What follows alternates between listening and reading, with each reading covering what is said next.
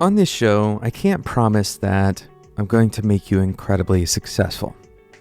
I also can't promise that I'm going to evaluate every successful person or every successful developer and break down all of the components of what makes them successful.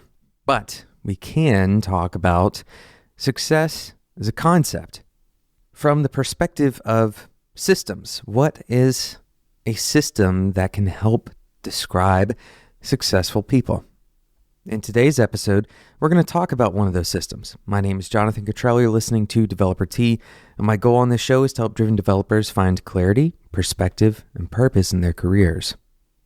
So if you've ever met a person who is serially successful, you might believe that sometimes people are just kind of chosen for this, or that they have something that you don't. Maybe it's genetic or maybe it's luck, but whatever it is, it seems to follow those people around. Now, this isn't actually true. Success isn't necessarily attracted to one person. You don't often hear the stories about people who are only moderately successful or intermittently successful. We often hear the extremes. We have someone who is a total failure. We can hear about that story. We can hear about someone who is a serially successful person. And sometimes we'll hear about the strange or bizarre one-hit wonder type of success. But we don't typically hear about the average level of success for a lot of reasons. It's not really that interesting to hear about something that is average. We don't believe that we can gain insight from someone who is like us. For whatever reason, we like to think about, the possibility of being an outlier. And so it may seem, at least from your perception, that people are either very successful or not successful at all. And this isn't necessarily the case, but there's an interesting effect that happens to people who are, especially at a social level, and most of our work is also socially successful. We're going to talk about what that effect is right after we talk about today's sponsor, Pathrise. Pathrise is an online mentorship program that gets you a job at a top tech company. Pathrise will join you on your journey to get a job. They'll work with you in your job search, whether it takes a month or a year, and you'll receive unlimited weekly one-on-ones until you get hired. Along with that, you'll get workshops, small groups, and even support over email and text, and other types of support. Pathrise doesn't dole out your normal, generic BS career advice. They focus on actual data, specific tactics, and insider information. Pathrise is completely online. It's flexible based on your schedule. And here's the best part, you're going to pay $0 until you get hired. The program is funded by a small percentage of your salary, but that only happens after you start working and get paid yourself. Head over to pathrise.com/T. That's pathrise.com/TEA. Thanks again to Pathrise for sponsoring today's episode of Developer T.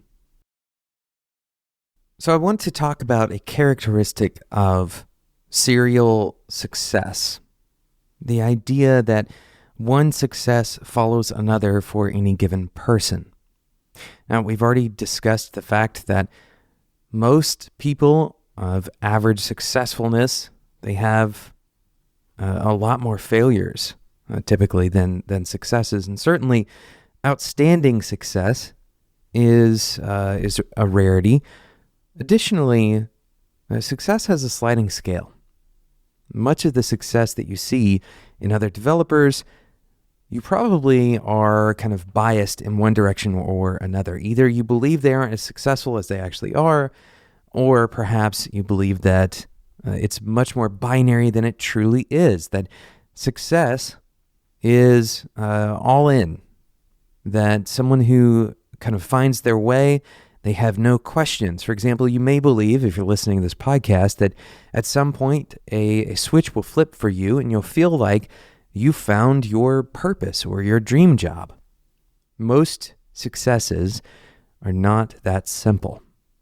But there's an interesting mental model at play when you talk about serial success, and it specifically works with regards to social success, success that relies on other people and their opinion of you.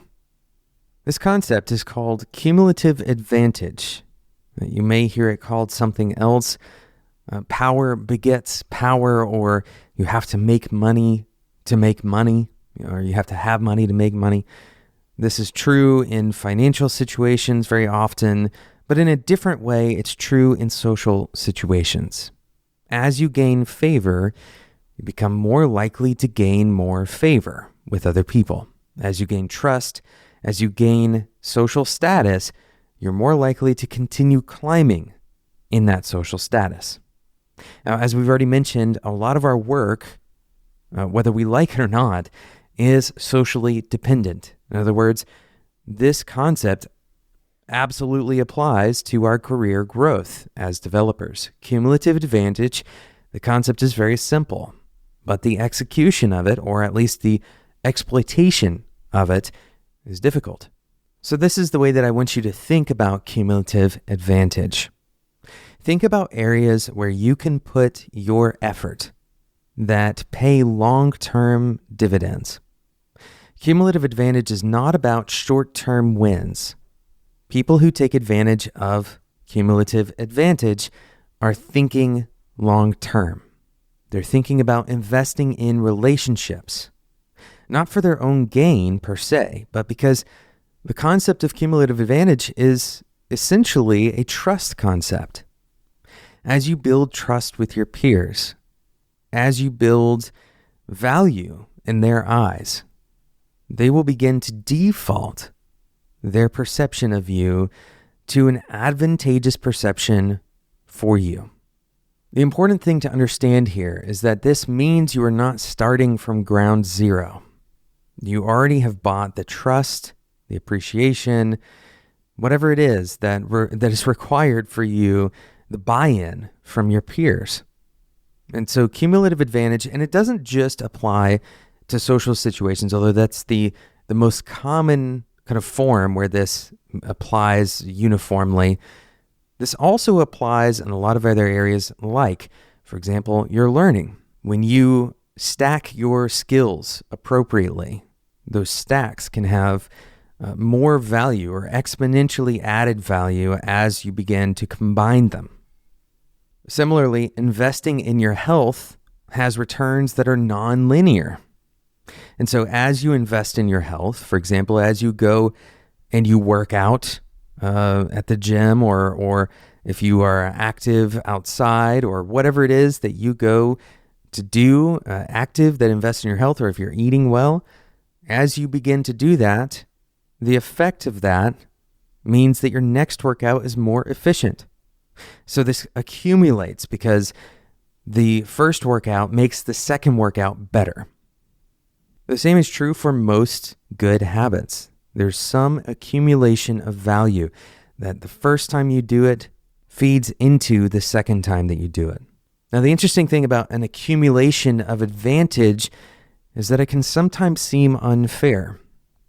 It can seem like you have some privileged position, and in some cases, that's absolutely true. That the people who have a cumulative advantage, they have some privilege that others do not have. And this isn't just solely because of the work they did. A common misconception is that we live in some kind of just system, some fair system that evaluates the investment that we made, but we can also inherit from the investments that others have made, and we can inherit from the mistakes that others have made as well. Because the system is what accumulates, not us individually. So it's important to understand what your accumulated advantages are. Where can you exploit those to the benefit of your work, to the benefit of your team, to the benefit of your community, to the benefit of your family, and quite simply, to your own benefit? And on the flip side, the inverse thinking here is finding places where you're investing time where you don't have accumulated advantage. These are places that you can recapture some of that energy from. Thank you so much for listening to today's episode of Developer Tea. Thank you again to Pathrise for sponsoring today's episode. Head over to pathrise.com/tea to get started today. Today's episode and every other episode can be found on Spec FM, and today's episode was produced by Sarah Jackson. My name is Jonathan Cottrell, and until next time, enjoy your tea.